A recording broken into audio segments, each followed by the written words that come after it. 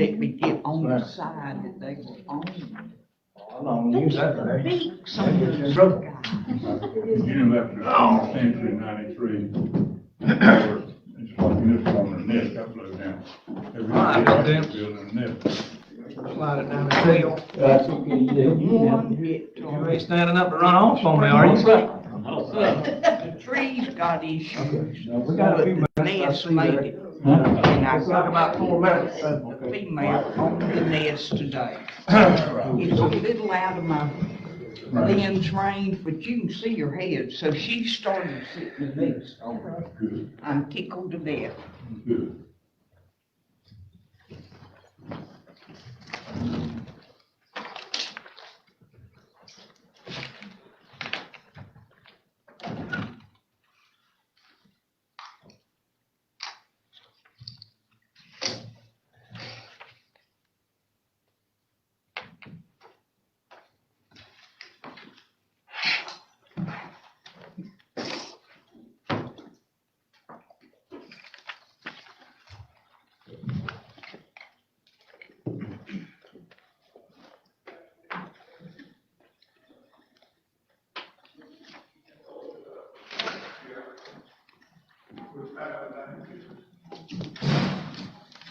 Would you be okay with 9B?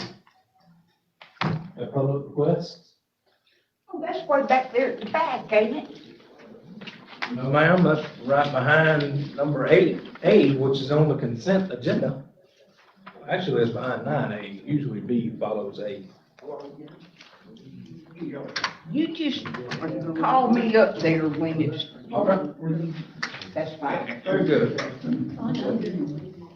I don't want any more.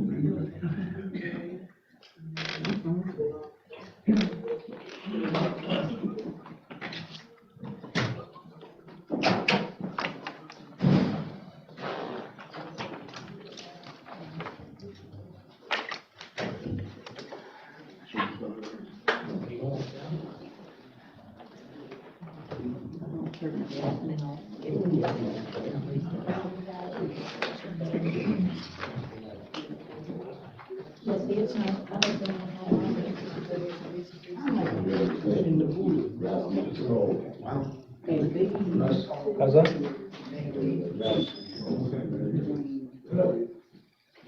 She didn't move.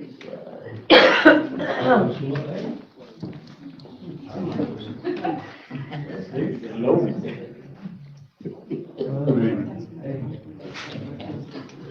Loaded. You would have been able to.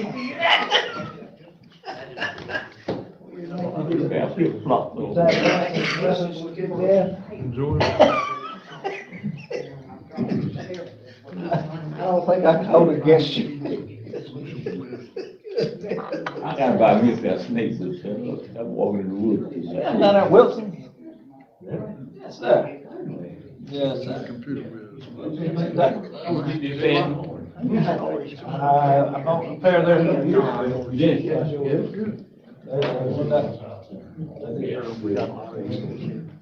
Now that waterproof answer. Those, that pair, now that make both. But if you get me water over my knees, somebody put me with you.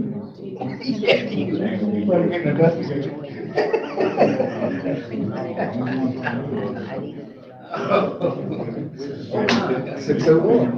Ready to go? Okay.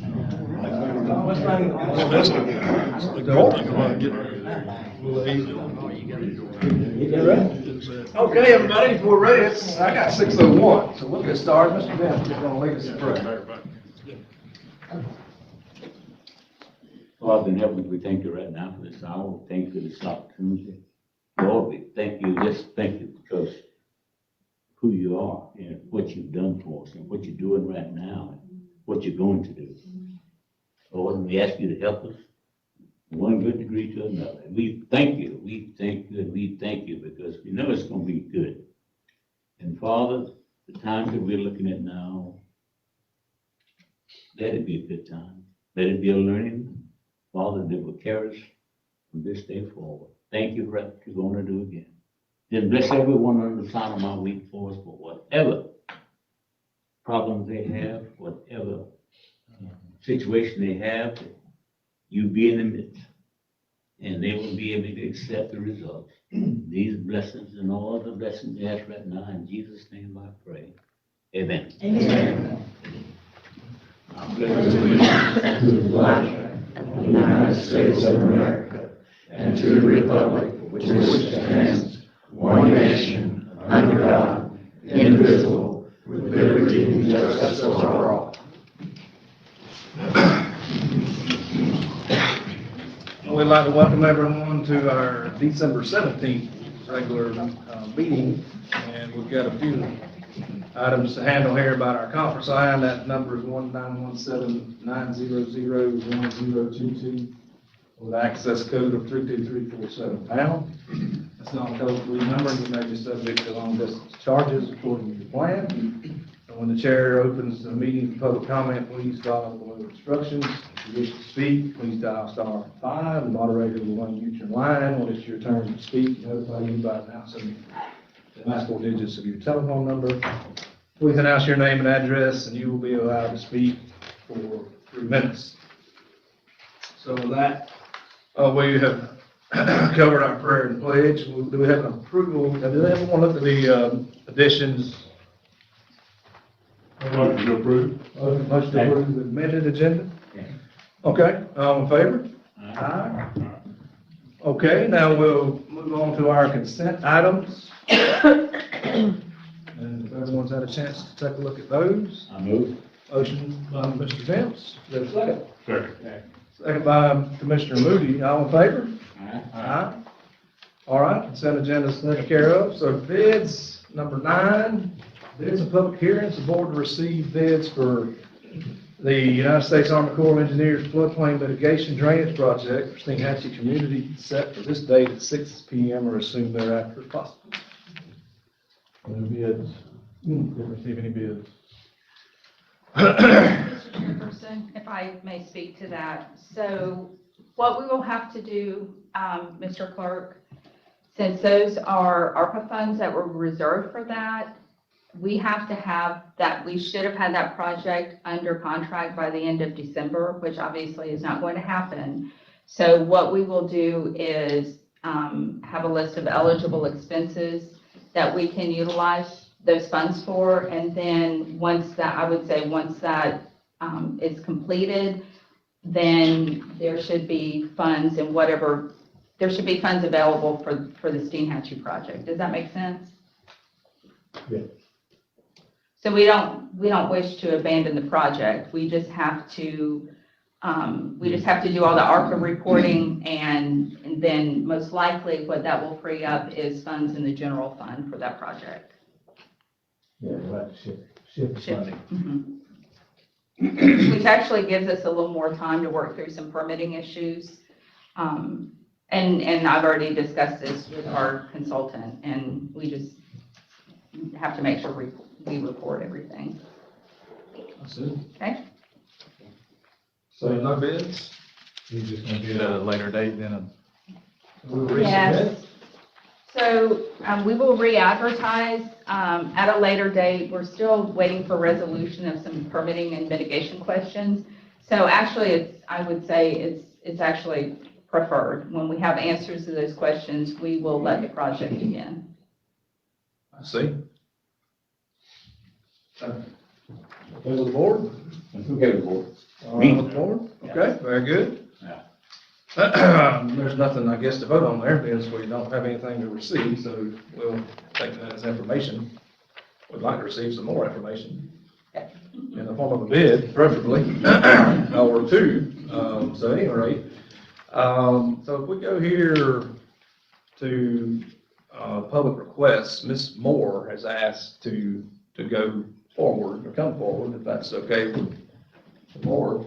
Is the board in favor of hearing Ms. Moore first, and then we'll have 9A here? My name is Cindy Moore. I'm on Davis Drive, and I'm here to solicit from the commissioners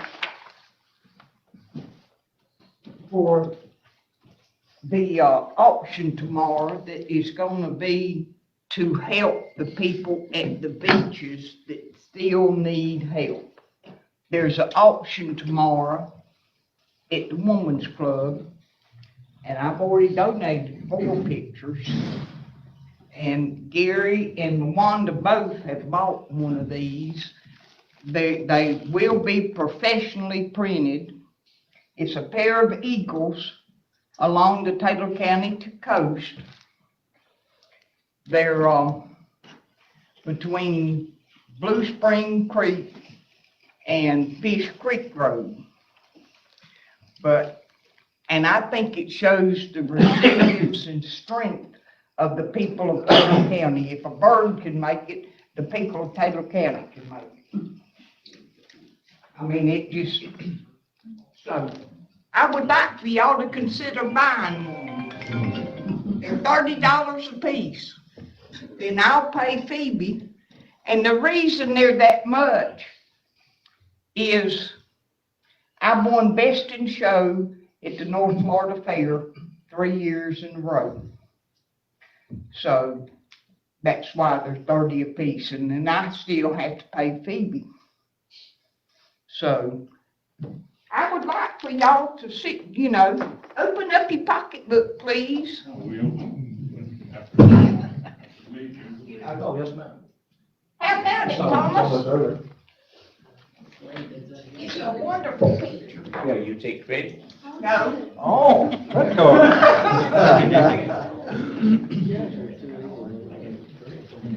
And if anybody else would like one, they're professionally done by Phoebe's photo studio.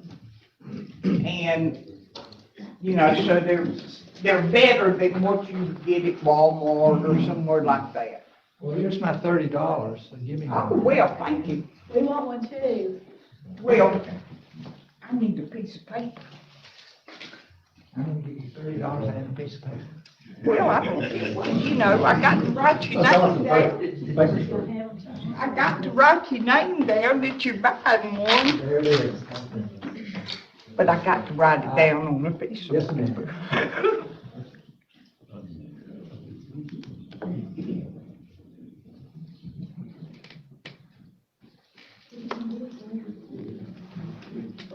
Thank you, Conrad. I mean, it's a good shot. Has you got change? Have you got change? She doesn't take credit? No credit. She's I'm not Susie Rich person. Oh, I do understand. I do understand. You'll be at the garden club meeting tomorrow? Yes. Oh, we will too. Well, we certainly appreciate you coming forward, Ms. Moore, and, We'll be there for tomorrow. is there anybody else, any questions for the commissioners, Conrad. staff, counselor? I'm fine. No questions, you got the paper, okay. Thank you, Ms. Moore. Thank you. We're gonna, move to item 9A at this point. Board to consider approval request for electric panel meters and flood zones to be installed below base flood elevation as requested by Jenny L. Contreras, Esquire, on behalf of Old Pavilion. Ms. Contreras is on the line, and she's also emailed her presentations to us. She may I need don't to have the print. give us as to which one to bring up to display on the screen first. Okay. And I'm gonna leave them in first. Photos and frames. No, you go by there. Hello? Hello there. Hi, good evening. Good evening. Ms. Pemberton, were you able to upload my presentation? Yes, ma'am. Which one would you like us to display first? If you could display the PowerPoint, that'd be great. Is that titled Old Pavilion RV? Yes, ma'am. Okay. You'll just have to let us know when to advance the screens, please. Yes, ma'am. Okay, thank you. Good evening. I'd like to take the time to say that I want to thank you guys for listening to this request. This is on behalf of the Old Pavilion RV Park and all other RV parks inside Perry, Florida. I'm delighted to be here. Sorry I can't see you guys in person. I'm still in trial, so I'm having to do this over a phone. if we can go to number 2, if you guys can see what I'm displaying, it's typical meters installed for RV parks. This is typically what's installed around Florida, especially around coastal areas. I understand that the NFIP, you guys wanted to be under a request for them to elevate the, you're requesting, or the building department's requesting that these be elevated above the BFE, which is the flood space. But in all actuality, when I spoke to FEMA, when I've spoken to other building officials around Florida, this is a requirement that isn't required for actual RV parks. I think Mr. Johnson back in June requested that the board consider 2 RV parks and a 100 amp service to be below the to be below the BFE. And I think that his request, although it was limited to just 2 RVs for a 100 amp breaker service, I think that his request is fairly common and is something that the board did approve back then. And what I'm requesting today is for the board to consider allowing RV parks to not have actual structures exist. So if you go to page number 3, this is actually what the board is requesting, or not the board, I'm sorry, the building department is requesting stairs to access these meters. The issue with this is that there's several violations with this. One of them is, if I look at the ASPE 2414, it kind of goes into specifics, but it says that stairways and ramps must be designed and constructed to resist flood loads and minimize transfer of flood loads to foundations and breakaway. And if there is some sort of causing of breakaway without causing damage to the main structure, to be retracted or to be raised. In this instance, these stairs can't be retracted or raised. Further down the line in the ASC 2414, it states that any stairs, walls, or ramps that are designed to break away must not produce debris that is capable of damaging structures. If you look on, if you advance to number 4, slide number 4, I think the intention of the of FEMA was to, if you look at this, this is typically like what a house was constructed. It makes sense if you're asking for the meters to be raised into the buildings. It makes sense if you raise them above where the flood elevation could happen.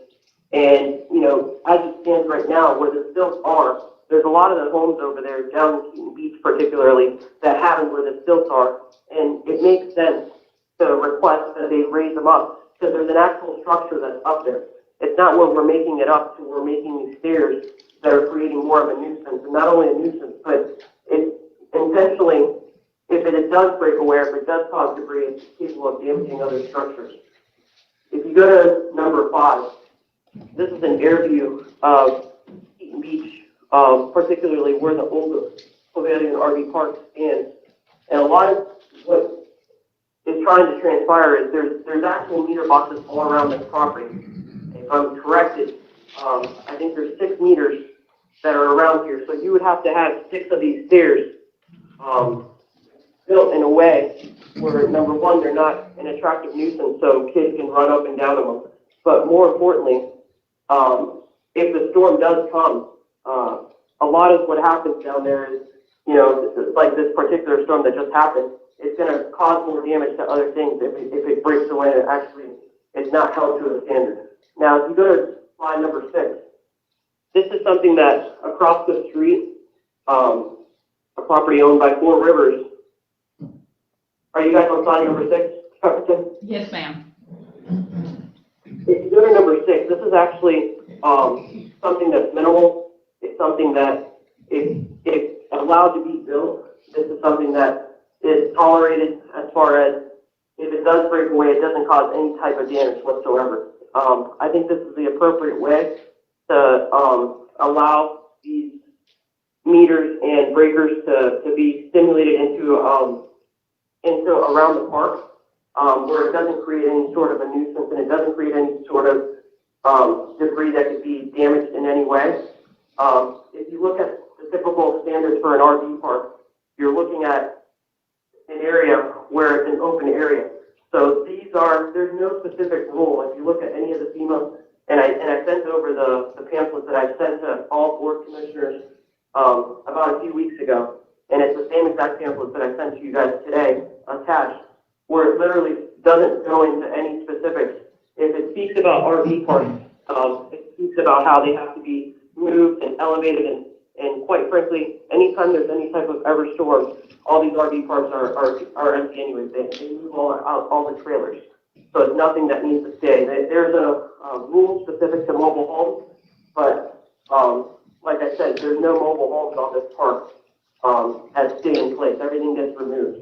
So I respectfully request that the board consider allowing the meters to stay where they are at ground level, and I'm open to any questions.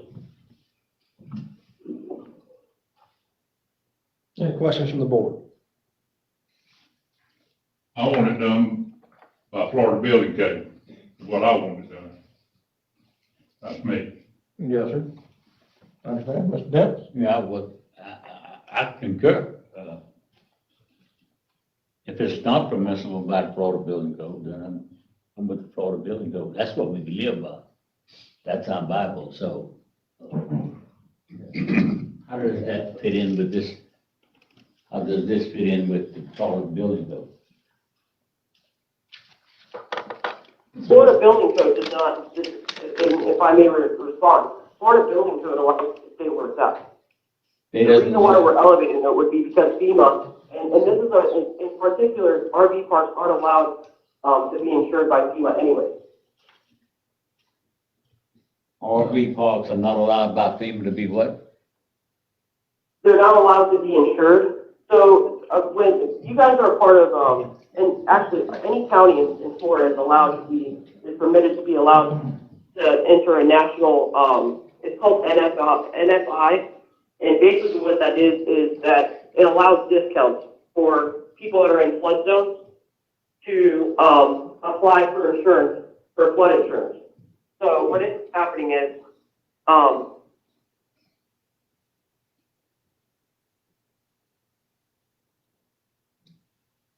We lost you. I'm sorry, did I lose you? No. Try again, you cut out. Oh, sorry about that. So what ends up happening is that, and where did you guys leave off? Where I was talking about the national. So if you apply for the insurance, because Taylor County is a part of this national insurance program, it offers you a discount. So right now, Taylor County is in compliance, and their national code is allowing them for a 5% discount. Every county is different. Every county is regulated different. Florida Building Code, it's similarly to what Bobby stated in June. Bobby explained that 100 amps would feed 2 meters. I'm sorry, would feed 2 RVs. My request is to allow RV parks to do the same. Okay. Now, Florida Building Code, I know Bobby had stated something about, there is a regulation as far as how many RVs can be hooked up to 1 meter. Like, for example, like a 200 amp, you want, I believe, 4 RVs. So we would specify in our plans and submit according to Florida Building Code. All right. Yes, ma'am. Mr. Chairperson, and for Ms. Contreras as well, the reference that we made to participation in the National Flood Insurance Program wasn't necessarily to, as far as the RV parks participating in the program. My only concern, if we do not strictly adhere to, Florida Building Code, NEC, and any other regulation, which I understand there isn't specific FEMA guidance about electrical systems within RV parks. Our only concern is that when there is an audit, which there will be after a major disaster, if the board grants any variances or if we are not following Florida Building Code and any other codes that we fall under, that may count negatively against us. And so it's not necessarily whether these business owners, if they are participating or eligible for flood insurance through this program or not, it's more the potential impact to the community rating that we will receive. Is that related to any of the discussion council meetings that you've had with other counties that have these kind of experiences? So as part of our request for mutual aid after the storm, we did ask the city of Cape Coral to spend some time with us because they had been through, it was Ian, correct? They had been through Ian and had a negative experience with their national flood insurance program. So I did reach out specifically to them for guidance at Ms. Contreras' urging that, I checked with some other cities and counties who had had a similar experience. And since we were familiar with them and they had provided guidance to us, I reached out to them and they felt like, the overarching practice would be that we follow Florida Building Code, NEC and ASCE 24-14, I believe, which does require elevation of electrical systems. Now, there seems to be some questions about potential damage. So obviously, some of these RV parks were not in compliance prior to the 2022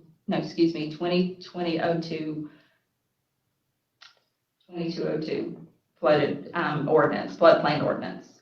But the Helene hurricane and the damage that it caused has triggered the need to be in compliance.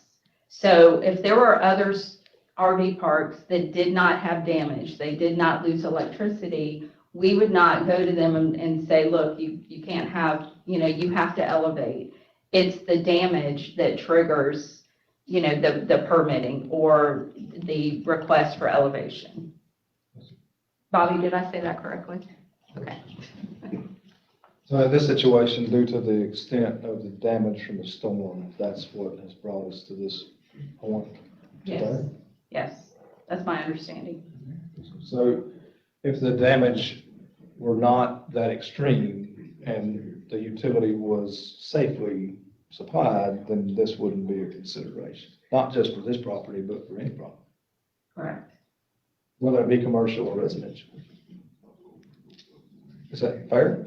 I believe so. Okay. So, Mr. Debs?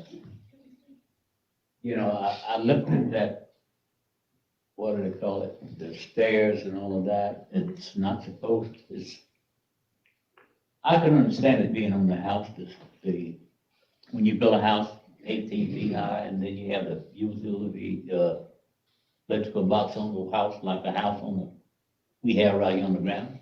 But when you put it off on something like a cantilever, and it's possible that box can damage whatever next to it, is that what we're trying to do? Or is that what we want for every RV hooked up down there? I'll let Mr. Johnson, can you answer that question as far as the need for the stairs? So, it's always the spender that turns around and says what they're gonna do and what they're not gonna do, the person with the money. So the owner of the property is, they're talking about they have 6 services. And we done a little calculation here a couple of weeks ago on what that amp load would be on that. And the amp load on the number, I think it's 38 RV size. The amp load on that is just a little less, it's right around 500 amps when you do the NEC calculations. So, and I'm not trying to cloud the water, I'm gonna get to a point right here in just a second. And and where it was at, you couldn't put a 600 amp service in there, but to run that RV park, when she's talking about, and we're only talking about one RV park, it would need an 800 amp service. So, so basically you're talking about, that's a job, and what you would do, and it's not my money I'm spending, so it's their money. You would elevate that 800 amp service, and then you would sub-feed all the whole park right there. When the storms come in, You know a storm's coming, you go up there and you cut the main off, and then you turn around, and when the storm's over, you come back and cut your main back on, and that's one place only. You're not putting 5 or 6 of those up there, you're putting one up there. And just like a man builds a house, and when the storm comes, the newer houses built since about 2003, since the Florida Building Code come in, they lost their stairs and a mezzanine, but their house is in place. And that's what when you're talking about damage from a storm, you're talking about you want to limit the damage. And so one of the main things FEMA looks at is that limit the damage from a storm. The storm is going to do damage. But if it's a simple putback, you know, you cut your electricity off, the storm comes in, if it's just high water or if it's wave action. And then when the storm's over, you're in control of what you're doing. So, but it's the option of the owners if they want to put those in or if they want to go and do it that way. But I'm not saying that that's the only way you can do it. I said that is probably the best way to do it. Can I say something about that? And I was all for that when the storm. I was like, man, I would love to have one centralized, and that would be it. And I didn't care if it went 18 feet in the air, that would be great. But when I talked to electricians and to redo that whole camp, what you looking at? Probably $150,000 to redo all of that. A lot of money. More. I mean, we do not have that. I mean, last year we got tore up. I mean, to me, those stairs, if I've got them too, and Mr. Moody, I mean, would you want, if it was 3 o'clock in the morning and that camper threw a breaker, man, and say it's blowing down there at the beach, a winter storm, any type of storm, it can be blowing 50 miles an hour. You never know it in Perry. They'd be blowing 10, 15 miles an hour in Perry, but at the beach, it's getting it down there in the rain, and to have to climb those stairs, that's unsafe. I mean, so an elderly person down there that's got, and not everybody, most people down there don't need it.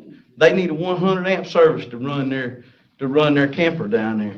But for us, I mean, we don't make a lot of money down there. We're a business. We're just trying to get back to what we do. Yeah. And I mean, my mama went to her eternal home last night, and that's all she cared about was that beach down there.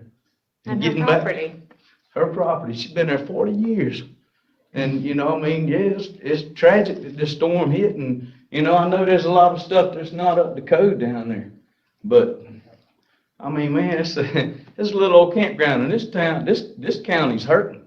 We're hurting. What's people going to come to down there? If he can't have a store and gas right there, I mean, why are these people going to build these $1 million homes? People are not going to want, I mean, what we're going to do, that coast is going to be a vital part of Taylor County. I mean, right now, we don't have, do y'all have a lot of industry wanting to come here? I don't know. I don't know what the plan is for Taylor County, but we love this place. But we can't afford taxes down, we got to get back in business. And right now, we're just sitting here and, trying to do it right. Yeah, I think, and I'm the sister, I want to say something too. I think that if we would have just went in like other people went in and just put our meter cams back the way that they were, nobody would have said anything. They wouldn't have said anything because you wouldn't have come down to look at it. Okay, and we didn't. We came to the county. We were like, what are we supposed to do? We came to you guys. I feel, and this is in my heart, I feel like the county should be rallying for us. You should rally for us with the state. You should rally for us with FEMA. You should go in and say, these codes don't make sense. We don't want to clutter our coastline with those stairs, okay? Well, in most cases, like I said, they're not required, most people don't need 200, 400 amp service and I would, like I said, I'd love, if I could make enough money one day, I'd make it all one. I'd redo it all. And that's what he wants to do, but we have to get there first. Yeah. And we need help from you guys to help us get back in business. My mom wanted her place back in business. She has loved it. She tells everybody, go to Perry. We have the greatest little town in Perry. Go to Jared's store. He has the greatest little store. She would send everybody everywhere. But you're not helping us to help her get back to where we need her to be. She's not here anymore. She lost her life last night. But we're here for her. And we want that business to go back up and running, but we don't want those stairs. When somebody falls off those stairs because they want to go up and take pictures because it's so beautiful, or the kids want to go and play, who gets sued? We get sued. And if we get sued, I want to sue you because you put the regulations in. You know, you put those regulations in. You are not rallying for us with the state and with FEMA. You know, there could be ways to get around it. I do feel that way. I feel like as commissioners, you're a part of us. That coastline is a part of you guys. You should fight for us too. You should want it to be beautiful. You should want people to want to go down there. You should want the beach to be nice. You should want a store down there. It's not that way in the Keys. Yeah, I mean. It's not that way in the Keys, and they get flooded all the time. If I may interject, and to provide a response to Mr. Johnson, my question is, you know, yes, you want an 800 amps, you know, to power the whole park, and that is the best way, and I do agree with you, Mr. Johnson, but you came before the board back in June to allow 2 RV parks for 100 amps. So that's what the code states right now. That's what the variance was approved for back in June of 2024, just a few months ago. So if we have 38 RV parks, do you want, you know, and per code, I can't allow, you know, I am allowed to have 100 amps. So I'm going to litter the entire area with 100 amp services to service, you know, 38. What is that, 1,800 amp services down there to service all of that down there versus what we have right now? And I don't know, because I'm not there in person, but, you know, these are questions that I ask myself, and these are questions that I want answers to. And if it's feasible for us to do it without the stairs, and I'm respectfully asking for the commissioners to take this into consideration. You guys allowed it back in June. Why did you allow it back in June? Did you ask these questions back in June? Did it matter back in June? What is the difference between a 100 amp service on the ground, which you approved in June, and putting a 200 amp service, a 300 amp service, a 400 amp service now in December? What is the difference? There is no difference. You know that there's no difference. I know that there's no difference. And the rightful thing to do is to allow these people to install the meters where they're at. Okay, I remember something like that, 100 amp break was all real loud, and it wasn't in the air, it was down on the ground, am I right? And that's what you were saying right there, that box there is 100 amp. That's going to power 4 units, but that's allowed. Well, we don't know that's allowed. It's Well- not, I think it still looks like. It is allowed. It was part of the code back in June. It went before the board, and Mr. Bobby Johnson, the building official, back in June, requested this. And it was approved. But this was And just. Ms. Pepperton shared with me the meeting notes, and it was approved 5-0.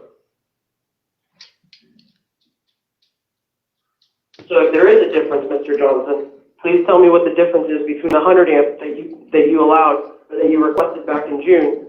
What's the difference with it now?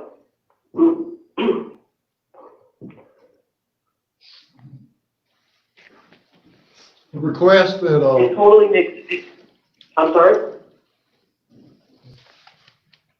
one of the points, and I'm sure the commissioners remember real plainly that one of the points we emphasized back then is that putting it below is a violation. Even that 100 amps is a violation. And we discussed that real good at that meeting back in June. We all remember that very plainly. And, but we felt like you were talking about a homeowner with their RV on their piece of property. And so what we're trying to do is trying to meet a middle ground is what we try to do back in. But we're talking about the same thing you're talking about is that a 100 amp pole compared to what he's facing with right now, what I looked at on his RV park, he's pretty well, he's got a 100 amp service already hooked up and a 200 amp service hooked up and a 200 amp service to the house on that one parcel, am I right? 200 to the house, 200. So that 200 behind the RV is hot also. Okay, so your RV park is, I mean, you've got a 100 amp and a 200 amp and a 200 amp on a house already that's already hot. Okay, sir. Yeah, and then I think you've got 200 amps on yours as well also, right? So we're not talking about 100%, like you was talking about a while ago, about 6. I don't think we're fishing in that pond. So, this is reality. When I went out and looked at it here a couple of weeks ago, that's what I seen, and, so we're talking in reality, you're talking about 3 services and you're talking about 2 services. Is that what we're talking about?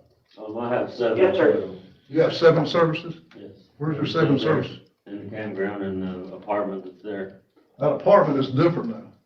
That apartment is different. Either way, I wasn't allowed to pull any permits for any of my properties, and, well, I'll let y'all finish with this part, because I have my own paperwork to go into. Yeah, the day I was down there, I looked at, and you had an RV there, a guy living there. I did, Yeah, yes, you did. So then. but that was not because it was permitted from the county, it was something that Tri-County hooked up, and they're working on stuff, not because the county told me that I could have it there. Right. Yeah, we didn't permit it. I agree, yes, sir. Yeah, so, That was a restoration from a previously permitted. It was, I drove by one night, and there was street lights on and off of 2 of my poles, and that's how I figured out that there was power there. So what happened was, I can sort of explain that a little bit if you like. Sure. So after the storm, you had Tri-County trying to go around and figure out what was going on and what was going on. And so those guys made a lot of judgments. It's like the RV site up from you, I call it beachfront. Is that the name of it? RV site there? Go for it, I believe. Okay, go for it. Oh, good. Okay, and they got 200 amp service poles there, and they're side by side, and they're both energized, and they're both on. So, and y'all had brought that up at a previous meeting. So what happened was when Tri-County went around and there was no damage, and that word damage is very important when you're talking about this. There was no damage to his poles at all. Now his house, at that RV site, that house is damaged extensively. Okay, so he's never made a permit for that, so we don't know what we're going on there. But when the Tri-County serviceman looked at that service, and he made a determination that there was no damage to that, he energized it. And so he done the same thing on your 200, and also on your house got an inspection. Yeah. Yes, it did now. So even I ain't gonna lie, I shut you down on your house, the guy was down there working, wasn't he? I went by and told him to stop. Yeah. Cause he was. We were just taking off the. Yes, sir. The destroyed. But I actually went by and put a stop on him, but he run me down on the other side over there, and he goes like, Bobby, this is what we're doing. And I said, hey, and so he explained to me what we're doing. So we turned around and I said, hey, go ahead and do what you're doing, and we're fine with that. So it's not like a blanket. I just want y'all to understand, it's not like a blanket that there's 100% that hasn't been done on these 2 places. So, but Tri-County done that, and they turned his service on an inspection. And then your mom, she wanted that RV, she wanted to get that RV set where her piece of property is separate from, if I remember right, it's separate from the RV park itself. Yeah. But we looked at that when your mom come up there, and so we issued a separate permit for her to be able to put that RV back on there. That's the 100 amp services for that, which is, but then the 200 amp service behind that, Tri-County decided there was no damage there, so they turned it back on. So the key word, and it's very important when you look at that key word, is damage. And so, so don't try to drag in because I think there's been a misunderstanding about the 50% rule. When you're talking about electrical service poles, you're talking about damaged and undamaged. And when you're talking about structures, like he's talking about, that's the reason why I go and he brought up about the little house he's got, that's separate. That's the 50% rule on that. That becomes in effect on that. So it's not the power poles for the RV. So you can't group everything in one thing. Each one has their own category. Mr. Johnson, may I ask a question? What serves the purpose? Because I need to know this. What serves the purpose of those meter cams being 17 feet in the air? Because I think that's what we have to be, 17 feet in the air, and we have to build stairs and platforms. What serves the purpose? Because if we get a big storm like what we just had, Jared just put his in, $8,000. Somebody said 5 in the paper, $8,000. He put his in. His is out there in the marsh. It didn't last. We have been through storm after storm after storm. We go in there and replace whatever we need in our boxes, our meter cam. That's on us.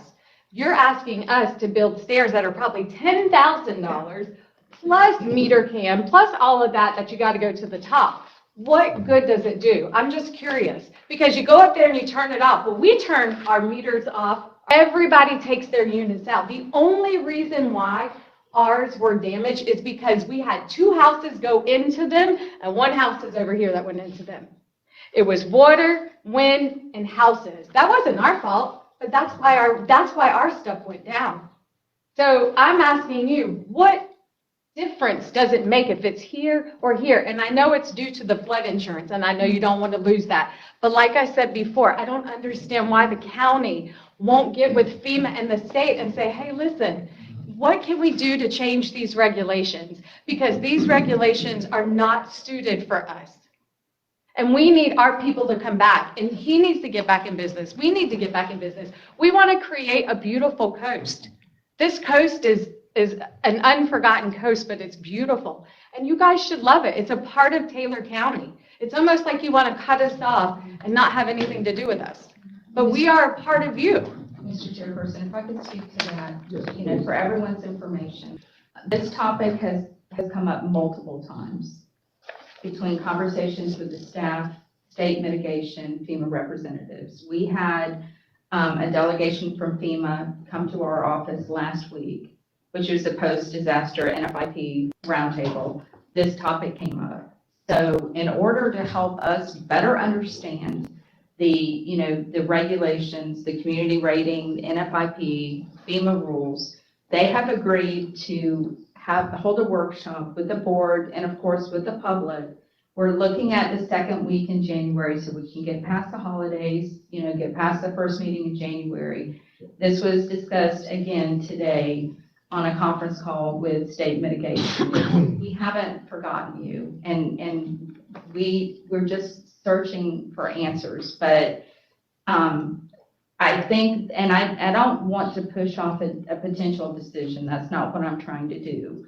But we are trying to get these folks in here to help answer these questions, these specific questions that are different in coastal areas than they may be inland. I mean, I think all of Taylor County has the potential to flood, obviously, but we want to get our businesses back and running. We want our people to build back. We want everyone to get as many, to be able to do whatever it is that they can do. So this has come up multiple times. And again, we're shooting for the 2nd week in January to be able to have a discussion with all of these representatives to give us some clarification.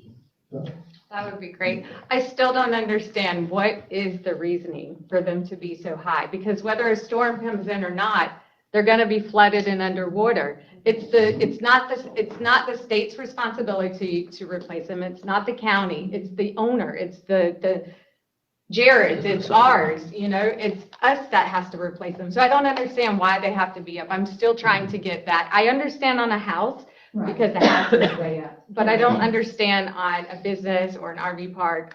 I don't get it. So the wording is electrical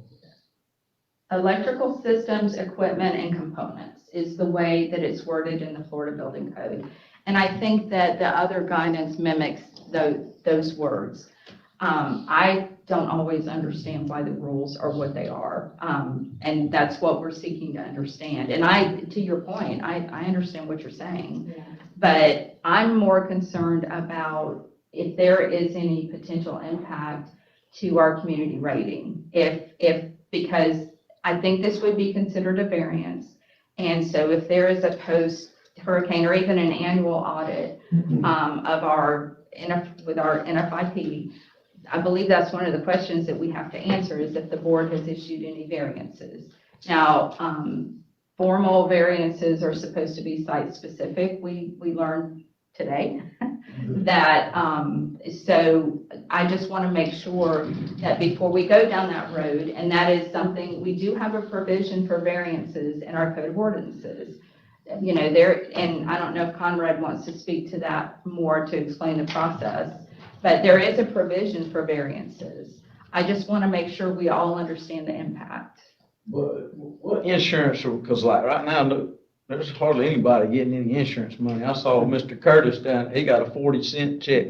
They sent him 40 cents his Well, of insurance. course, I don't, that's, I know, I'm just saying, I a understand lot of it people, really. a lot of people don't have flood insurance because they can't afford it. Not in the campground anyway. And then I can't have But it. this, Nothing. but FEMA's running out of money anyway, so Yeah. who's gonna come in and clean up our mess? I mean, Mhm. it's not being cleaned Well, up I anyway.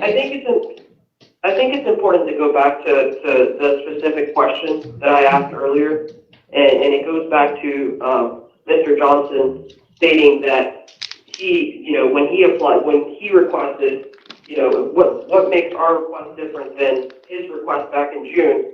And, we didn't wait until January when you guys gave the decision. You guys gave the decision right then and there, knowing that you guys were approving for, say, a variance. So Mr. Johnson applied for, was it a variance back in June? Because all I got was meeting minutes.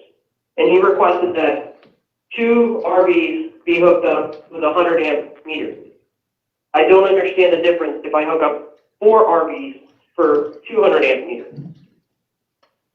I really don't understand the difference.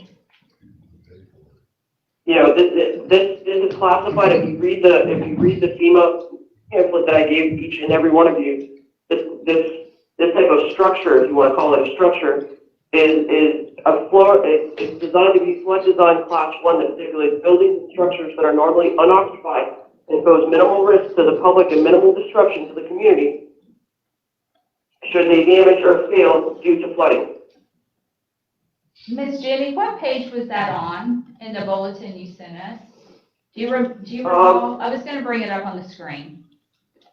Sure, it's the highlight of ASPE Okay, 2414. okay.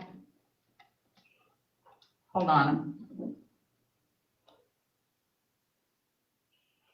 Okay.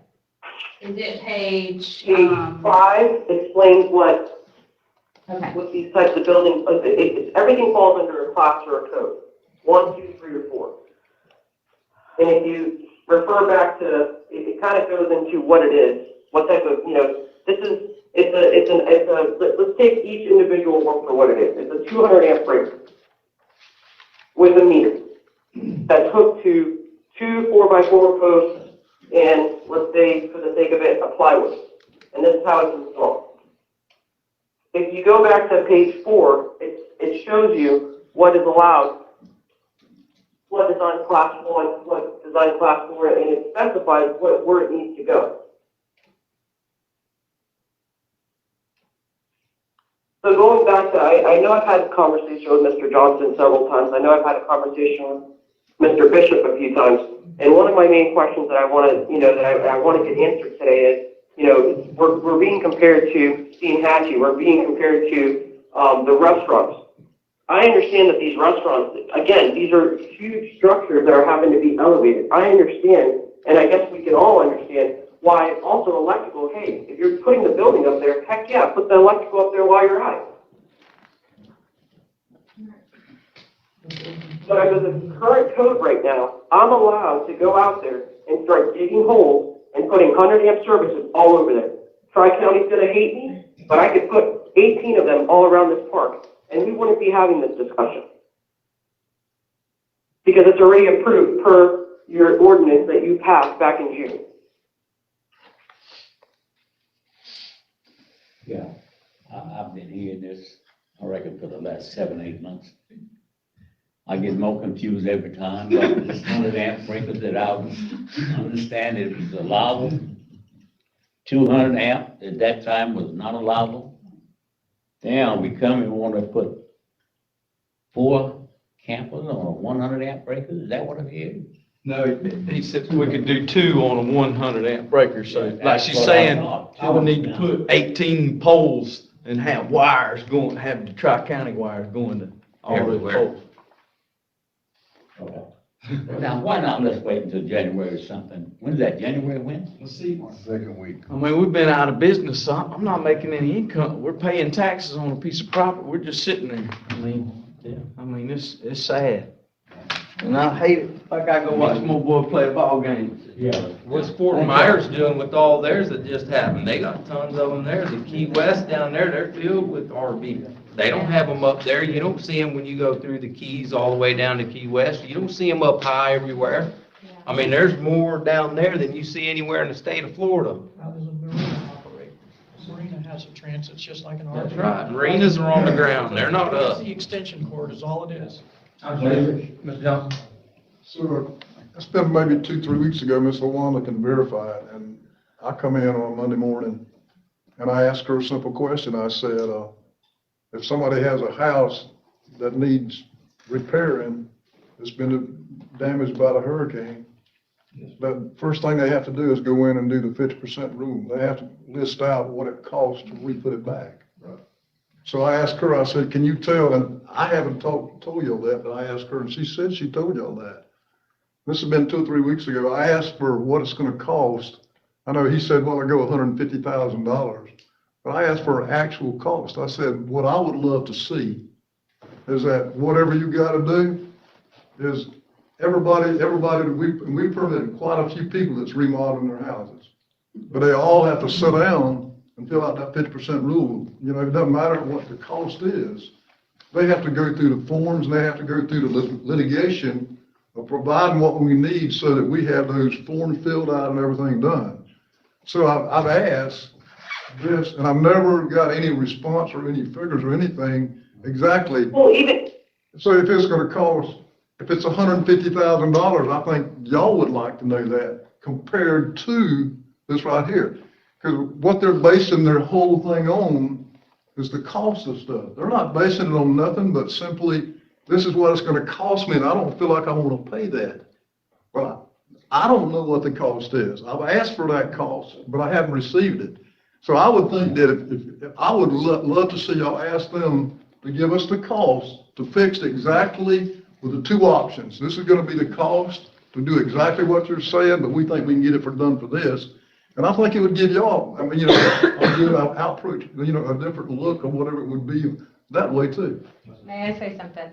Okay, so Mr. Johnson, so Cade, I guess Cade is a part of, you know, in the industry with you. So Cade, unfortunately, because I don't know Cade, but I'm not sure if he's on our side or your side. It's no side. Cade he's the one that my brother wants to do the work, but every time Cade says he comes to you and asks you if we could do a permit, you're like, no, until we're gonna figure out what we're gonna do. Cade said, okay, Cade said this, it's gonna cost this. Somebody said this, it's gonna cost this.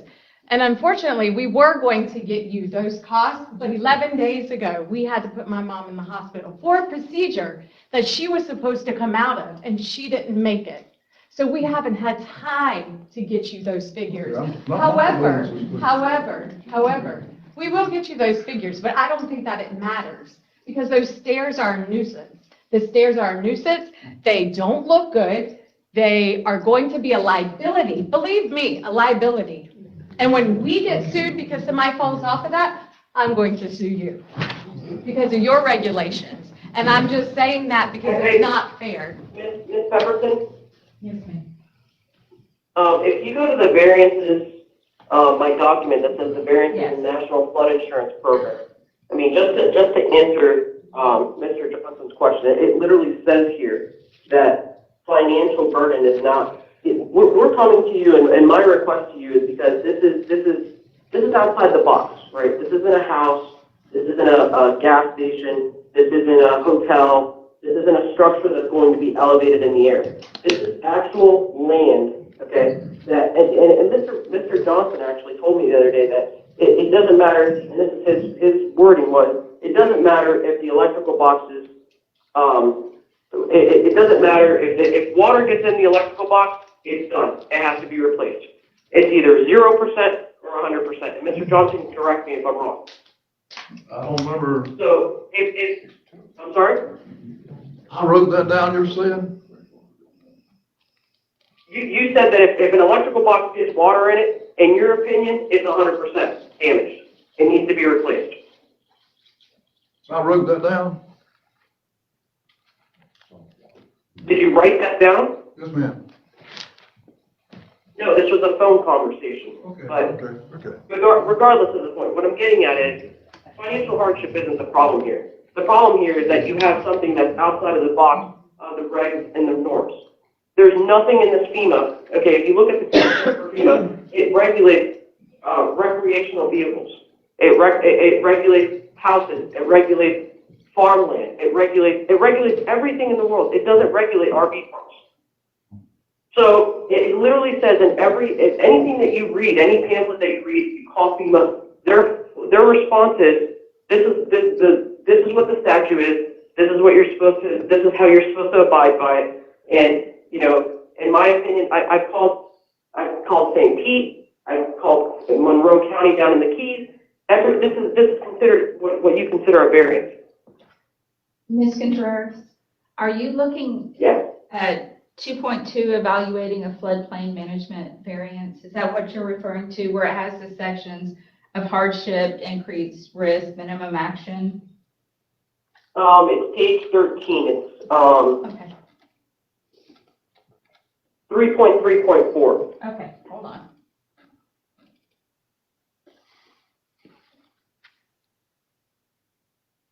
Okay, under exceptional hardship. This isn't a financial hardship. This isn't because I choose not to spend $150,000. I'm not going to do it. If that was the case, then we would be applying for a loan. That's not what we're getting at. What I'm getting at is the fact that this is completely outside of the box of what is regulated by FEMA. This is completely outside of the box. It goes back to the Florida Building Code. You guys allowed it back in June. You guys are giving me a hard time now in December. Mr. Bishop. I'm reading from, Jenny, this is Conrad. Mr. Bishop, how are you? Super. I'm reading from. You get more peas with honey. I got that message, Mr. Bishop. Yes, ma'am. You can call me Conrad. We're not in court. Reading from section 42-987 of our code, variances and appeals. Okay, and I checked with Wanda earlier today. I don't think we have an appeal board, but the Board of County Commissioners can be the appeal board. Okay, the appeal board is established by the Board of County Commissioners shall hear and decide requests for appeals and requests for variances from the strict application of this article pursuant to Florida Statute 553.735. The appeal board shall hear and decide on requests for appeals and requests for variances from the strict application of the flood-resistant construction requirements of the Florida Building Code. This section does not apply to Section 3109 of the Florida Building Code.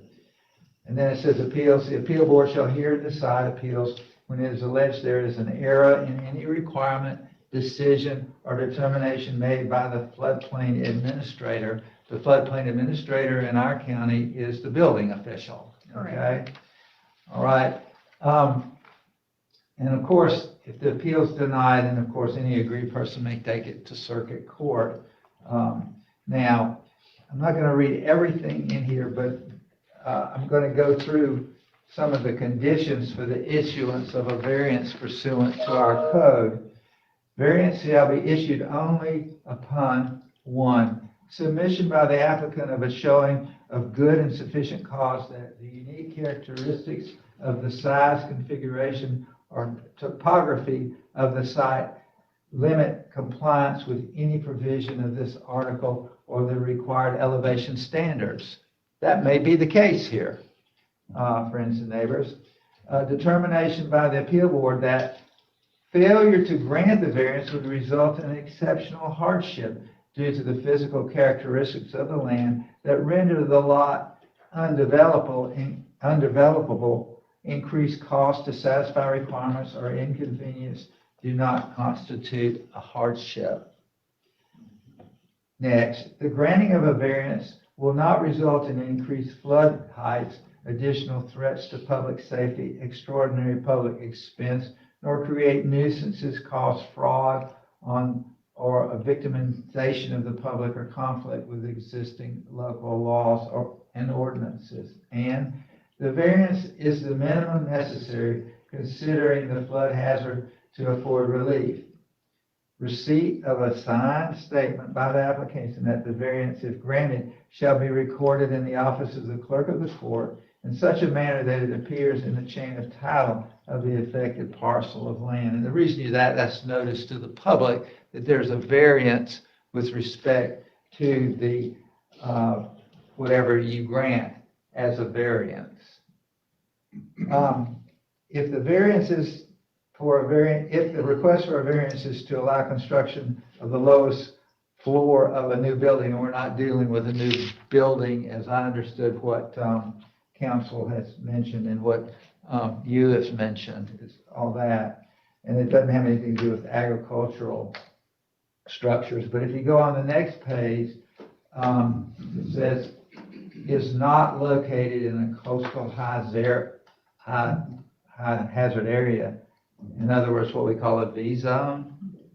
I understand this property's in the V zone. Am I correct in that? Is it in a V zone? I see people nodding their head. I haven't anybody said yes. What's a V zone? The store's in a V zone, so I'm sure y'all are. High hazard. Move action. Okay. I'm going to read it again. It's not located in a coastal high hazard zone, zone V or -VE, except for aquaculture structures dependent on the close proximity to water. Complies with the wet flood-proofing construction requirements of paragraph A below, wet flood-proofing construction requirements. And then I go down to mechanical, electrical, and utility equipment, including plumbing fixtures, are elevated above the base flood elevation plus 1 foot. And they cite ordinance number 2018-06, 717 at 2018, and the ordinance that we're talking about now is 2022-02, which was passed on 2/15/2022. So, what to do? Of course, the thing to do would be, number one, I would think, and this is just me, because I've been asked a question, so I'm going to answer it as best I can. An application for a variance should be done. I think we've got an oral application here today. The second thing is the Board of County Commissioners going to be the appeal board? And then 3, a consideration of all of those particular items that I cited in the ordinance. So that's pursuant to our ordinance as a practical matter. If you think you can meet those, or you think you convince the Board of County Commissioners to grant the variance, then what variance did you want? I thought about this a whole lot, and believe me, I don't know anything about electricity, okay? And the person who doesn't know anything about electricity really shouldn't be talking, but I'm going to talk a little bit about it. If you put a box, for lack of a better term, and waterproofed it such that if it flooded, it would not leak, so to speak. And the reason I say that is because, as I understand it, your RV park are subject to making those people come and get their RV and remove it in a certain period of time if, in fact, there is a storm coming. Like 24 hours, you got to have it on wheels. You got to get it out of there. The reason I know so much about that is because I represent Horseshoe Beach, okay, which they had 100% RVs out, and that didn't help the houses at all, or the city hall, which got destroyed for the second time. So that would be where, if I were in this situation, but see, I represent the county, and I'm just telling y'all what I researched and what I read today. Mr. Chairperson, we have a caller on the line who would like to speak. Okay, go ahead. The last 4 numbers are 3110.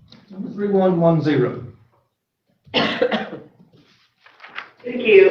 My name is Anush from Casio, and my work address is 200 East Game Street. I work for the Office of Insurance Regulation.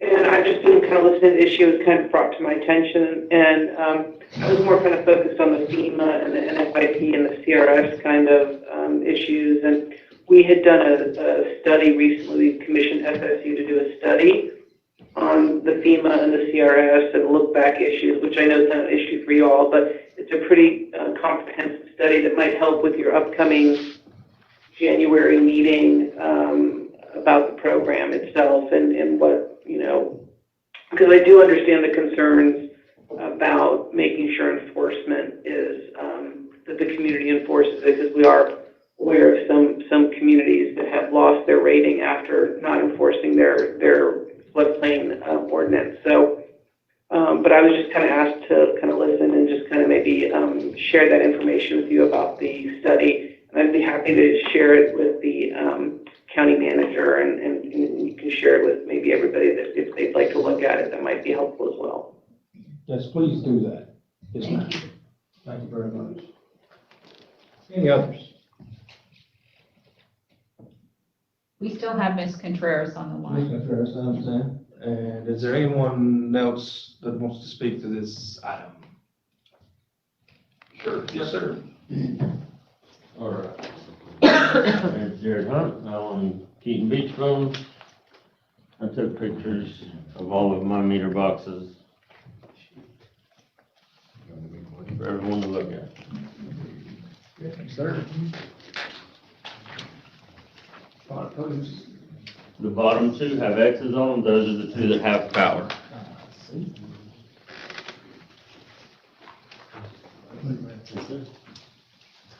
You got one for the record? There you go, one for the record. Oh, you could have given. I got one. Like, plenty of them.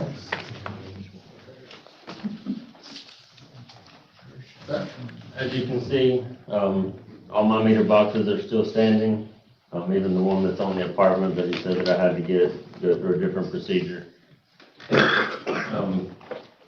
They're not damaged. I mean, you can see they're all standing there. They did get wet just like everybody else's did. The two that have power on them have not been, checked out by you guys, but everything seems to be working. My electrician's gone through, all the plugs are working, all the breakers are working fine. No issue there. These are pictures of other places that have power on ground level at the beach. I live at Depot Beach. My house is one of them. My power box in my house had to be completely removed from damage, but we still got power there. They replaced it, turned it on, inspected it, no problem.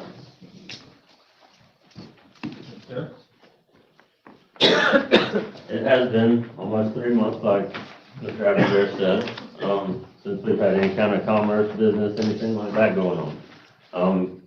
Christmas time is typically a busy time for us down there because people are on vacation for 2 weeks or more. Typically our campground, just like theirs, is full. Because everybody comes from Georgia, they got a week off, they're gonna take the kids, go fishing, all that kind of stuff. We don't have that option this year. I mean, I do have 2 spots, but I've got one guy that is staying there, but he's helping me fix stuff. I mean, it's not like he's here just on vacation. He comes every year, stays the whole winter. And he only came down here so that he could help me get things back together. We've been digging up sewer lines and stuff like that, just replacing, fixing anything we can. But just like them, I've got 2 lift stations and 3 grinder pumps on my property. They go through from the store, the campground, the apartments, all that ties in with different poles are tied to that, so I can have a part of my campground working, but if I can't have the sewer working because it's powered by this pole over here, that is still there. I'm not sure what the problem is. And like they were talking about earlier, how Kate Kinsey is my electrician too that's working on this situation. We were told whenever Mr. Bobby came down to inspect my campground and their campground at the same day, we were both asked by our electrician, Bobby didn't tell us this, but we were asked at his request to not be on the property, which isn't really, there's no need for that anyway. It's my property. I pay the taxes for it. I ought to be able to be there and voice my opinion if you're either way. But either way, we respected that. We were not there so that we want this ball to roll. We need this to go. This is holding us all up. Mr. Kinsey was working on getting the price that he was talking about, where we had it all printed out. I've spoken with Ms. LaWanda several times. They said not to necessarily get the price together because he was gonna come down and inspect it personally. So not for us to go to the thing, and what he told our electrician that he was supposed to tonight bring it all up here, and it was gonna be presented, and the commission was going to vote on whether we could get what going on. I spoke to a few commissioners, didn't get to talk to everybody, but the commissioners that I talked about didn't know anything about that. You know, so it's kind of like he's making some assumptions saying that y'all are gonna be doing the voting here and telling us what we can do. Now granted, he is out of here at the end of the month from what I understand, so it kind of feels like he's trying to push us off to another month, you know, to make that 4 months that we've not been able to do. And it's not like I can't stop working on my property and my house and get that kind of stuff and go get a job working at Walmart, because then I'm not getting any of my stuff done. You know, I can't go work 8 hours, 9 hours a day somewhere and then still think that I'm gonna get my business back up and going, because that's not how it works. I mean, I work every day, 7 days a week trying to get something done, doing here, there, and yonder. Trying to think what else. After he did go down and inspect everything, we never heard anything back other than that we were supposed to come here. So now that he's saying that he requested that information, I was told not to go any further with that, even though it's gonna be $40,000-$50,000 to do all that stuff. I don't have it on paper, but I can call my electrician and have him get all that back together because he's already done the looking. So I think that's all. You have the potential to provide the estimate costs. Yes. Yes. I understand. The service that you had, there's 2 services that you need to be energized, is that? Oh, there's 2 that are energized. Okay. There's 7 total that I got I have, so I have 5 that need to be. I see. And that's just for the campground. That doesn't even start with what we need at the store. He did tell me this week, or it was into last week, that we could put the gas pump or the tank back down there, but it would have to be 11 foot off of the ground. So a 35,000 pound empty fuel tank plus 20,000 gallons of fuel, 11 foot in the air is a little ridiculous. So I don't know what that would take to build that, or, you know, so that's, nobody else is doing it. And I've been all over the state of Florida on the water, and I've never seen a 20,000 gallon fuel tank up in the air. And there's marinas everywhere, there's gas stations close to the water. You know, that's extreme. And there's gotta be some options for a business, you know, down there to have, nobody's gonna go upstairs 17 foot to pay for gas, buy a candy bar, ice cream, or anything else. You know, you can see the new marinas down there, they don't do a whole lot upstairs. Same thing. I'd like to say one thing, if we could work this out, or it didn't affect the flood insurance rating, I'm fine with them, they'd be on the ground, if that's fine. But what I'm looking out for is the people that's gonna build their houses back and remodel their houses. If some of them got them financed, and if they lose their flood insurance, the bank is gonna call their note. You understand what I'm saying? Oh, I understand, I live in Deeper Beach and I have the store, both have a mortgage. I'm with y'all, I'm saying if we can do it and not lose our flood insurance. Where my situation is different than them is they don't have anything there. All my stuff is there. There is nothing, Tri-County, I've talked to several people with Tri-County, and Tri-County doesn't care. They will go back and hook everything that I have up because they've looked at all of it. But because You have the potential for repair. Yeah, absolutely. Replacement. Yes. I want to say one thing though, in '93, I lost 5 houses down there, rental houses. I built 5 back. And that storm the other day, them 5 houses are still standing there because I built them all to code. And they lost the mezzanine deck, you know, and docks and what have you, but they're all still there. It didn't even, the one I looked at, I don't own them anymore, but when I looked at it, still had the pictures on the wall. It didn't shake the house enough, didn't shake the pictures off the wall. But they were all built to code. Right. In '94. Well, I live across the street from one of those houses you're talking about. And my boss there, the house was ripped off the house. I mean, we literally had to cut it off, redo the whole thing, transfer switch for the generator, all that. and it's still on the ground, and we got permitted for that. But he wouldn't let me pull a permit for my commercial piece of property, though he informed me the other day that if it was under $75,000, that you can pull that on a commercial piece of property once a year. But it took me 2.5, 3 months to get that information that I've been sitting around doing other things when it's like, okay, you know, y'all are holding me up in every direction here and I'm trying to do just like this, and we're trying to go about this the right direction and not do things that we shouldn't do to make things happen, but it's like. Do you have that application in to pull that permit then? I don't have it in yet. I was gonna wait until the meeting because like I said, until, yesterday morning or this morning, I thought that he was gonna be making a presentation for y'all to vote on that tonight. Cause that's what we were all led to believe. Okay. Sure. Thank you. Any others? I'm all in favor of getting the fried chicken station back. We missed it. Vote for fried chicken. Okay then. Thank you, ma'am. Other comments from the public? If not, what would be the pleasure of the board? I think I understood, Mr. Moody, your position was if there's something we can do without jeopardizing the insurance qualification for all of our residents, then certainly we can discuss that. Maybe that's a point that could be a part of this proposed workshop with the folks that have said they Well, would. what insurance is available for everyone, except what this national program is it offers discounts if we are all participants. Yes, ma'am, I The understand. problem is that if we're on the spectrum of being outside of this box, right? We're not a house, we're not a gas station, we're not a hotel, we're not a restaurant. If we fall outside of that, that's why variances are allowed. But going back to the June decision where Mr. Moody was the one that motioned it and Ms. Spiegel was the one that seconded, and everyone agreed to allow 100 amp service on the ground, no one has been able to tell me tonight, how that was there a variance that was applied for that? I just got the meeting notes, is all I received. So back then, and then even in the meeting notes, everything that was discussed was about, this insurance thing.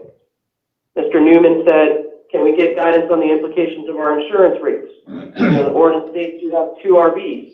We were all worried about this, and this is why I came prepared today to discuss that this will not in any way, shape, or form affect the national or the NFIP. I even brought documentation to back it up. Even that 50% rule, there's a tool, there's an actual tool that FEMA, gives.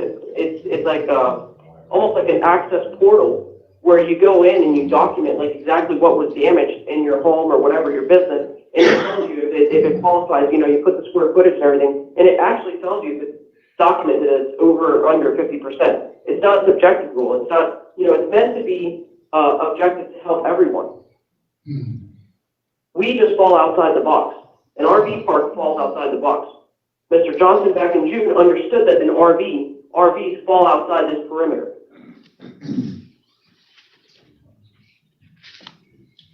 Thank you, ma'am. Mr. Dennis? My feeling was if we would let 2 RVs hook up on a 100 amp, if we done that in June, we'd do that today. But if we had 2 and another 100 amp, I'm not with that. I don't. We are changing parameters, it looks like to me, to go allow 200 amp, and then we have 4 campers hooked up, so 4 RVs. I know what we said back then, 100 amp and 2 RVs. What do we have? What kind of problem we got with that? Anyway. I'm sorry, I can't hear what you're We saying. just have to take everything that's there and pretty much wipe it out and You start gotta- over and redo our whole You campus. gotta redo all your electrical for the whole parks, for everything. And then you're gonna have Tri-County, you got to go in and put all these poles in for it too. You're gonna have wires going across everything to feed 100 amp services, because you don't have a bigger panel that feeds everything. They got 6 panels that go out and feed all the sites. But if you got to do a 100 amp service, you're gonna have 18 of them everywhere and go feed just these 2, and then you have another one that feed them 2 and another one that feed them 2. It just clutters up the land. It's more stuff that can get damaged during a storm. It's a lot more money every time a storm comes through to fix it all.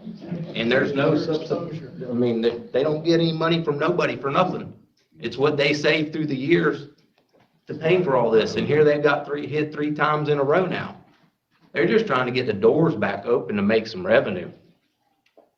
I think I built the first set of stairs at the beach. They were in front of my store because I needed more power. It was three-phase what we got. We built it up. It was 15 feet above the ground where it had to be, where it was on the property. That is the only meter box and everything that's gone. Out of all the stuff that's on my property, the one on stilts is gone. And there was, all the poles were concrete. I found some of it. I actually have the breaker box and I found the meter. They were across the street, just on the edge of the marsh, but the stairs and the rest of it is probably 100 yards across the street on the county property. So that's kind of where I base off of, you know, I don't think, granted, all my poles are in there, you know, so I think they should be able to be fixed anyways. But the stairs is, I don't see that as being the option just because it's so much drag, and that's the only one out of everything that I have that's not there. Yeah, I don't have a problem with the stairs. I mean, I got a problem with the stairs, you got a problem with them, because you don't want them, you know, and it's expensive for what you said. But the 100 amp breaker was not 15 feet in that, was it? No, All right. it wasn't. It worked too. But it's still gonna have to go through and rewire our whole campground whenever everything that's in mine is still there. All my plugs are there, my power boxes are there, the breakers, everything. So what we got now is, we need to know what effect would it have in the entire county on flood insurance? We need to know that. And if it's okay and it doesn't make a difference, it wouldn't make a difference to me either. But so what about all the people that already have it on the ground? If it's already there and it's If it's working? already there, then it's what they call grandfathered in. I think it's what somebody said. You know, since No. I'm here already, Mr. Duff, I think his point is that if there were electrical services that were not elevated prior to the floodplain ordinance, what effect would they have on our rating? Was that what you? Well, I mean, like the two that's working now that, you know, Tri-County turned on, Right. What's you the know, I mean, difference? what's the difference in those two being on the ground and the other ones that are spread out in other areas of the campground? Because, I mean, it's the same stuff. That's Yeah, I what the understand. pictures are. All my stuff is still, and I took pictures so you can see how high it was. Is that guidance that can be discussed at this potential workshop for?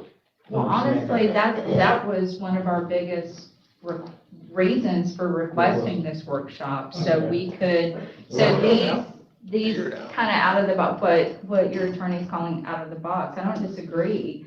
It's been very difficult for us to find specific guidance about electrical systems, you know, standalone power poles, you know, these kind of obscure questions, but that was one of our biggest reasons for asking for this. And unfortunately, I mean, I wish they could have scheduled it the next day, but it wasn't possible. So we asked for the week of the 12th. I think if and I hate to put it off, I understand your angst. But I think those are the folks who can really give us those answers to the questions. And I've asked several times, well, what will it do to our rating? And I think it's more when they ask a question, have you issued variance, you know, any variances, and we have to answer that question. That can catch us in a bad situation. And I fully expect when an audit is done, every permit, you know, that was issued will be pulled, and we'll have to answer to that.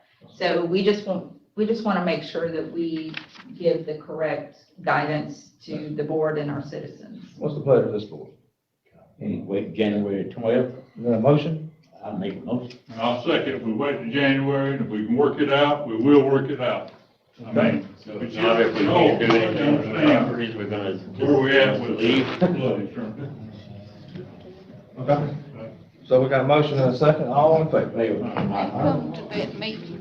That, of course, and All right. I Thank will you. text you when that's confirmed, and I'll text, Spirit in as well, to make sure that y'all know when those meetings are, because we want you to be a part of it, because we know you have specific questions that you would like answers to. Okay. Thank y'all for being here. We'll do extend that notice that you guys want. Very sorry about that. Any other on this topic, commissioners? Okay, so number 10 is general business.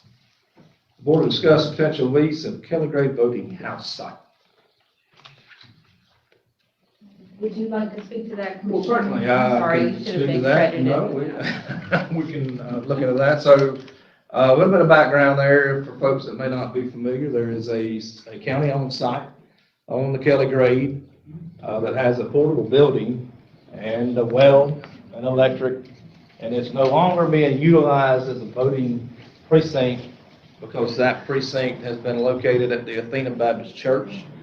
And I did speak with our supervisor of elections, Ms. Sutherland, who stated that there is no future plans for that site to be a voting precinct because of the Athena Baptist Church being more suitable and having a better option for the voters with the access as far as handicap and other options. So understanding that, and if you are familiar, recall, we've talked with our friends at the VFW before, they have a need for a site. And so, in having a discussion with others, I have talked with Commander Thrift, who was going to go down and take a look at that site. I wanted to try to come before the board to discuss the potential for a lease with the VFW if they so see fit.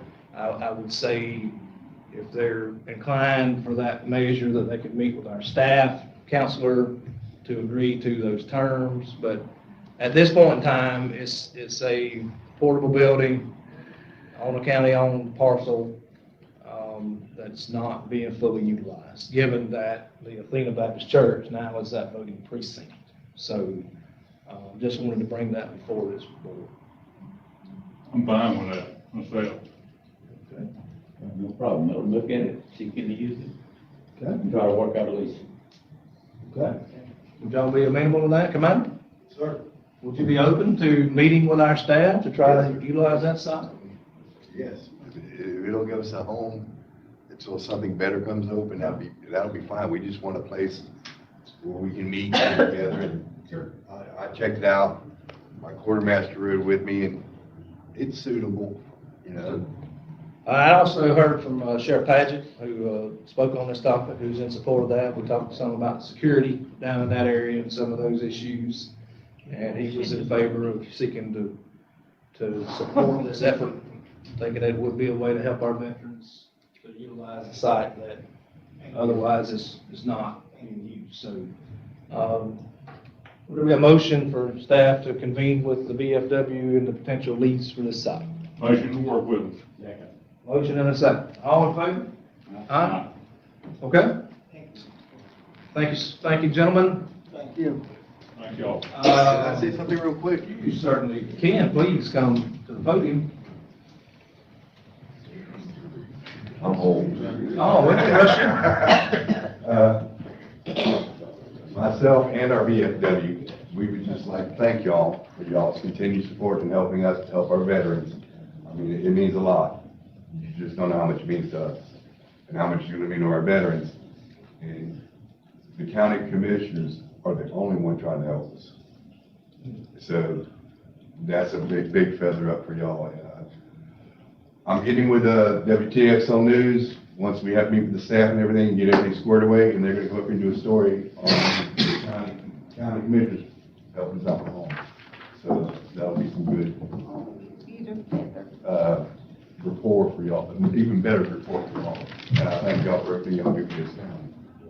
Blessed evening. Good to have you. Yes, sir. Okay.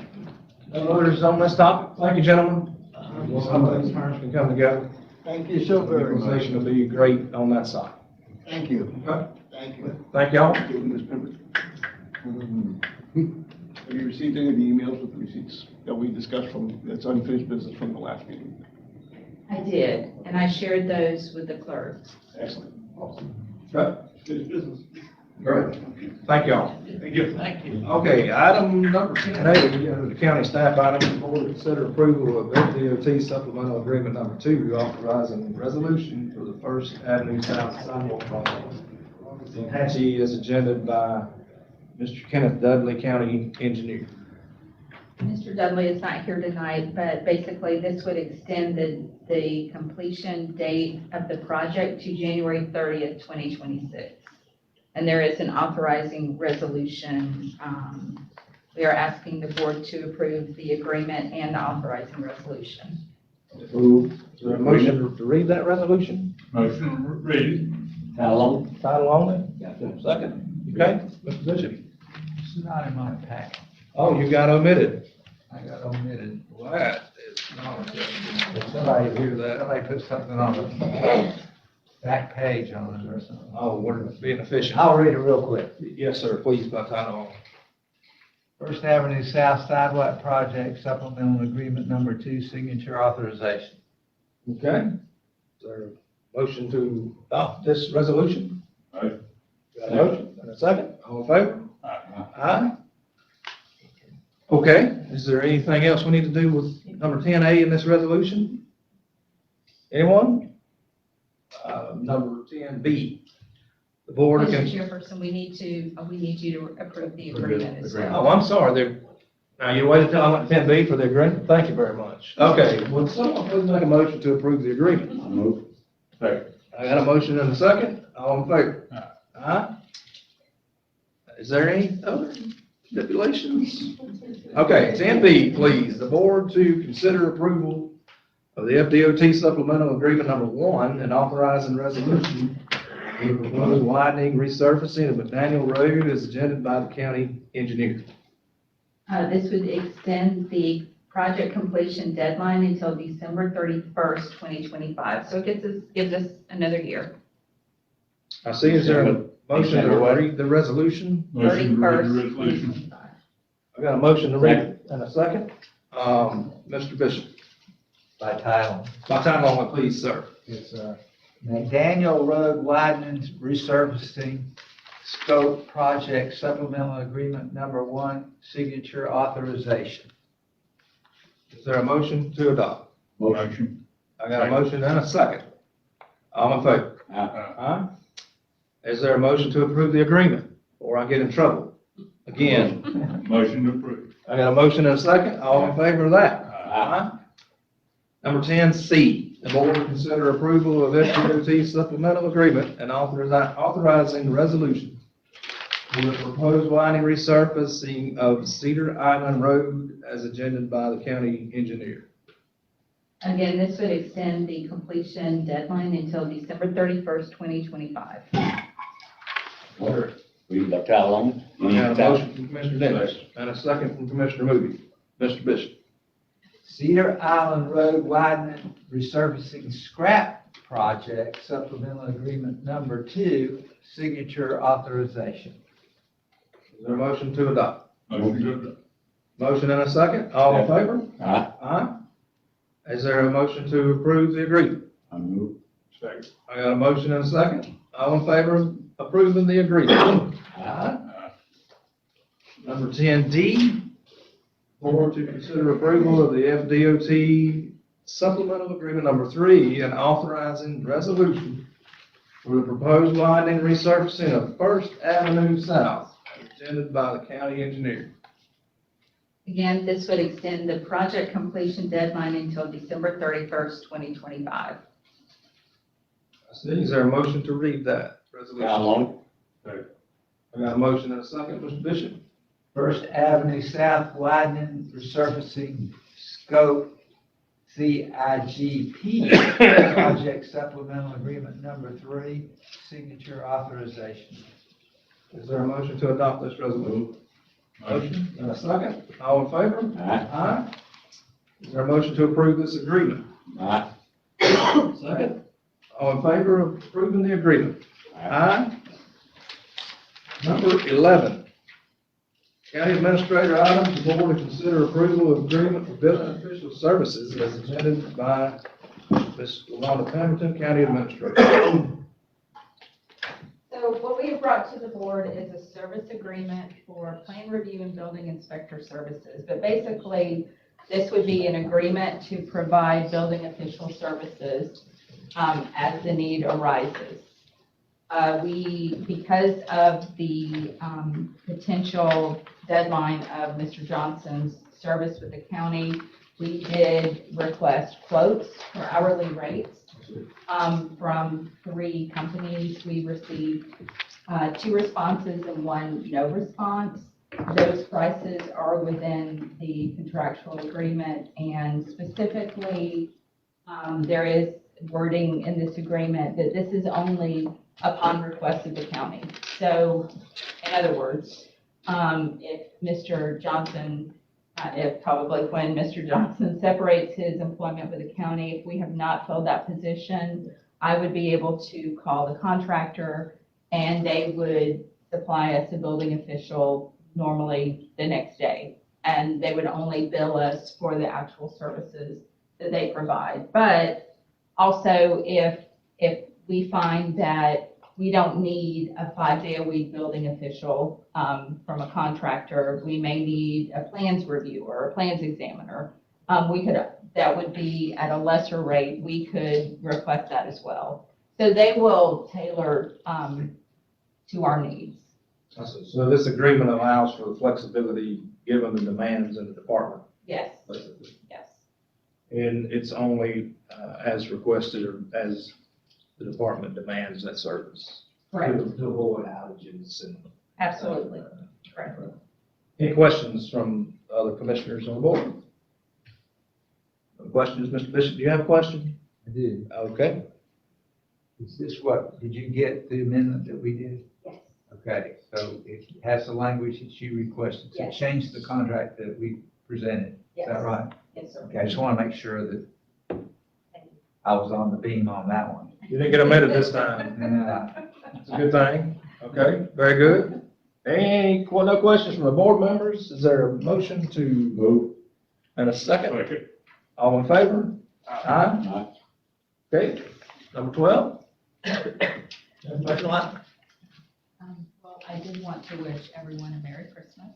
That is presenting itself next week. I also wanted to remind the commissioners that ethics training is scheduled in this room tomorrow, beginning at 11 o'clock. So I believe we have Commissioner Demps and Commissioner Beagle and our attorney who are going to attend that training. I'm gonna try and learn something. It's ambitious. And that's all I have. Okay. Yes, ma'am. Comments and concerns from the public for non-agenda items, number 13. Anyone? Not hearing any. Is there anyone on the line? No, sir. The line is clear. Is there board informational items from Mr. Dents? No more than I wish people of the community will know that it is our job as a servant how to do and how to find solutions to all our problems. We're not head honchos, and we're not here acting in some capacity we shouldn't. We all are servants trying to do what we think is right for you and keeping ourselves. Know that we feel your pain. Right? Yes. With that being said, have a Merry Christmas. Mr. Moody? I'm with Mr. Dempsey on that. We will work every way we can, try to make people of Taylor County get what they need. But it's just got to be approved, and we will work with you. Okay? I feel like that's just what it's gonna take. And as far as Christmas, Merry Christmas to everybody. And I appreciate it. Yes.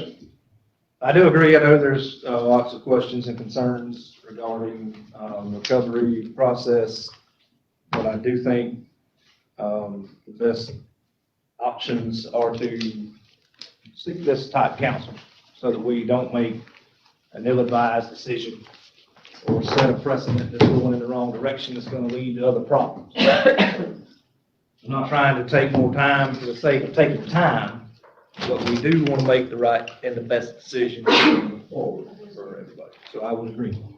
And I would also echo the Merry Christmas. I did see Santa over the weekend. I have to confess, he was down at Steve and it was a jolly good time. So if there's no other information, is there a motion to adjourn? Motion, second? All in favor? Aye? Very good. Merry Christmas. Okay.